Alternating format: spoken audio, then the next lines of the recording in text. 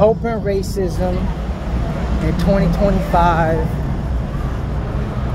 I have something I want to say regarding that. I'm surrounded by mad people staring at me, so excuse me if I like need to get away. Cause sometimes I feel like I have to get away. Alright. Okay, so it's crazy. Racism, segregation, discrimination, it's all out there. It's all out there. And people try to gaslight me and try to tell me I'm delusional for calling it out and exposing the truth regarding that. But nobody gonna call me delusional anymore with relevancy, because it's all on my X account. It's all on my Instagram account. Go to my Instagram, look at my racism highlights. Go to my X account and just look on my feed at all the people telling me to go fuck a goat. Telling me to go fuck a goat. And saying, oh, all white people are fucked up and shit. Nah, man. Nah. So, it's out there. And I have something I want to say. I have a couple of things I want to say relating to all of that. Now, 1700s, Civil War. We you know, we can learn from this. We can learn. One of the things we can learn from history about this is that we felt in the 1700s that the solution to overcoming racism and slavery and so on and so forth was killing, right? Was going to war and killing people. Now, my thing with all that is that that's not a good long-term strategy.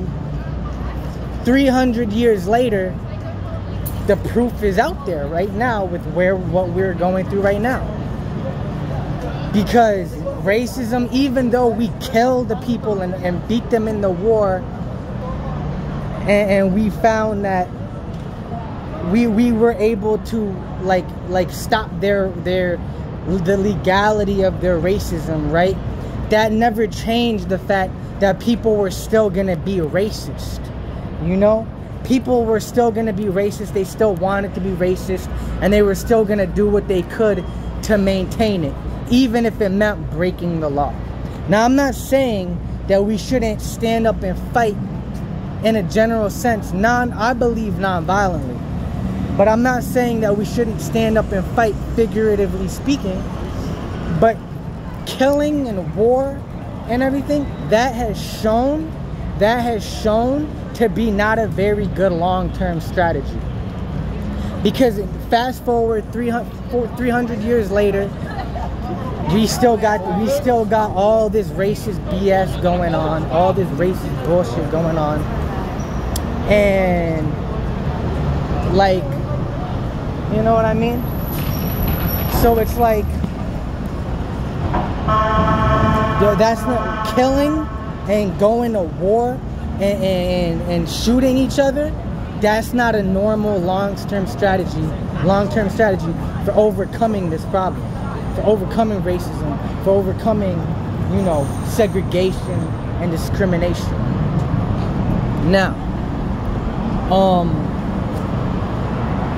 that's one of the main points I wanted to make in this video. Now, number two, the other thing I wanted to say was that right now it's like early to mid 1900s and 4K. Because even though, you know, we made great strides with the civil rights movement in 1964, right? And we like I said, it's not legal. Racism isn't legal anymore. But that doesn't change the fact that we still got people openly saying F Muslims, F black people, F white people, and so on and so forth. Look around.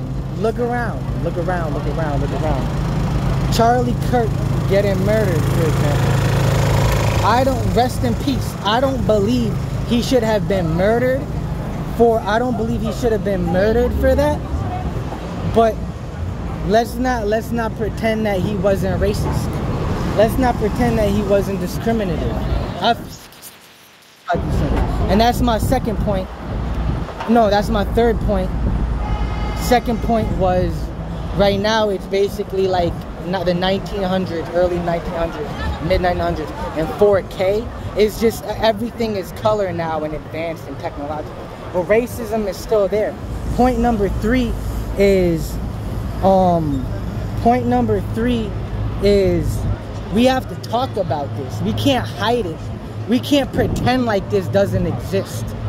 We have to expose the racism. We have to face it. Remember when Twitter and all these social media companies were hardcore trying to censor the truth of people being racist and trying to pretend like it didn't exist? That did more harm than good. That did more harm than good, because when we can't face the truth and we can't discuss it, we can't make progress. How did we make progress during the civil rights movement? Because people stood up, they faced the racism, they talked about it. Martin Luther King Jr., right, he literally went on stage, talked about it, faced it, spread awareness, and he talked about it. And I feel like that's what we need to continue to do in greater and greater ways, in more intellectual and intelligent ways.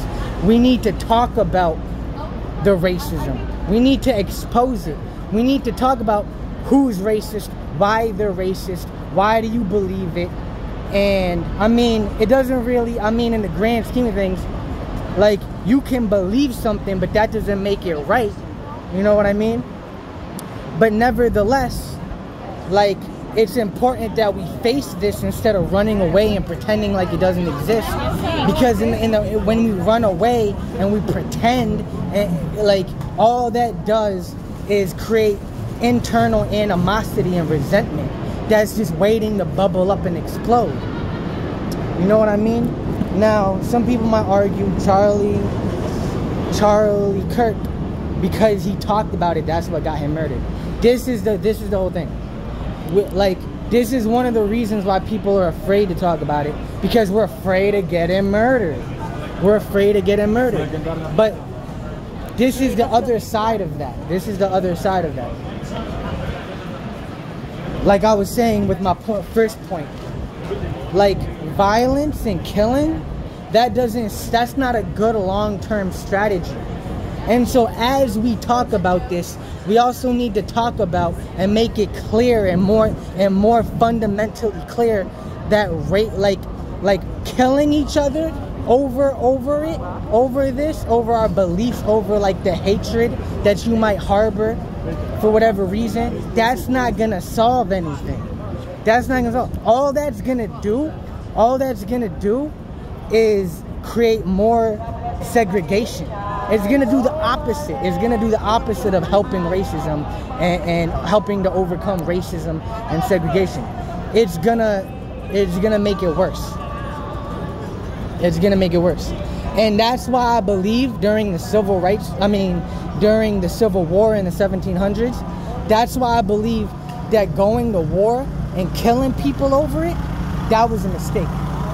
Because fast forward 300 years later, and even though like we've made strides in some pivotal and crucial ways, like racism, it's even more I feel like you could argue it's even more complex than it was. And it's because killing a person to get your point across, it's almost kind of like, but when you don't really address the core of the problem, it's kind of like taking an SSRI because you have like symptoms of depression and anxiety, but not really doing the things you need to do, like, you know, deeper, like going to therapy, working on your issues, like, you know what I mean, like addressing like the nervous system, like shock of the problem and the trauma. Like killing people, and I'm not saying killing people is like taking an SSRI, like it's not the best example, but I'm trying to make a point. It's like that's only gonna like put a like a curtain over the problem, you know? It's not gonna actually address the problem at its core.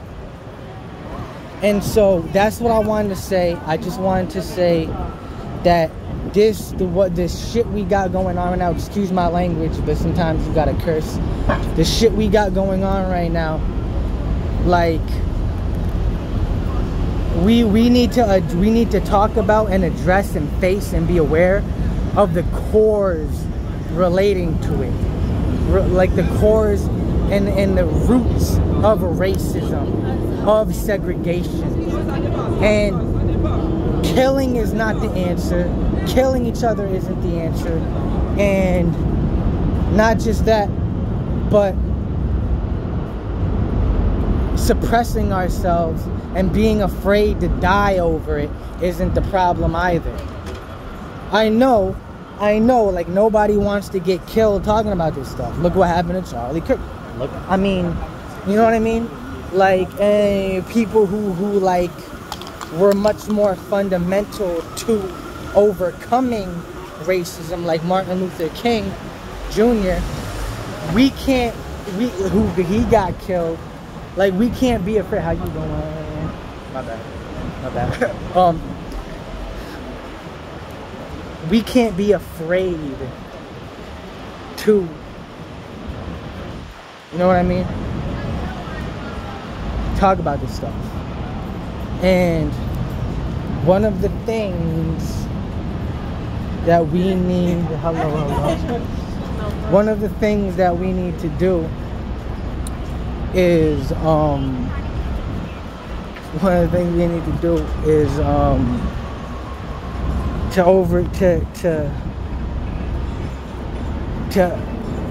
tackle that aspect of it, the violence aspect of it, is more people need to stand up and speak on the importance of nonviolence.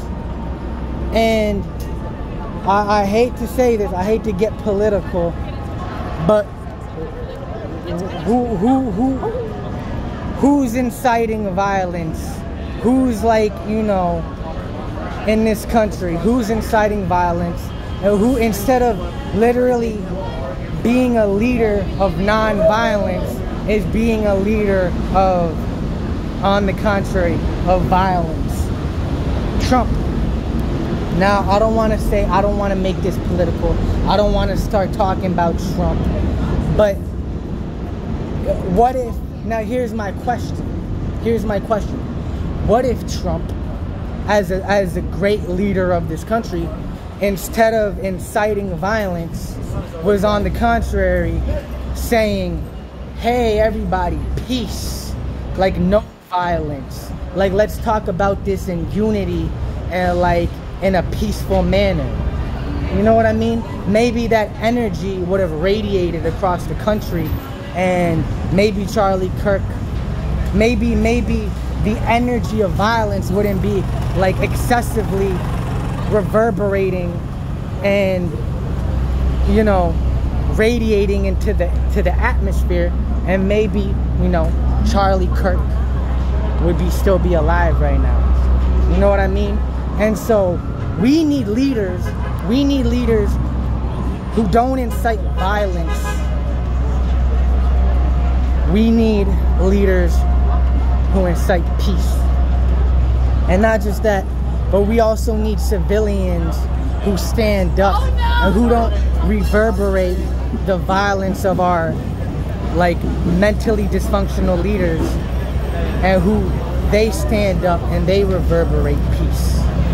We can't be pussy and to be afraid to stand up and talk about things that our leaders are too afraid to talk about. We have to stand up and be better than our corrupt leaders, who we don't even know how they got there. Like, who God knows the strings they pulled to pull that off.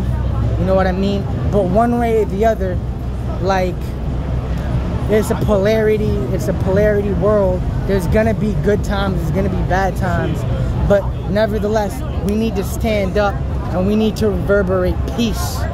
over violence. And in doing so, if more of us can do that, then maybe less people will die over just simply expressing how the fuck that they feel, you know? So that's all I wanted to talk about. Peace, unity, and non-violence. I love you guys.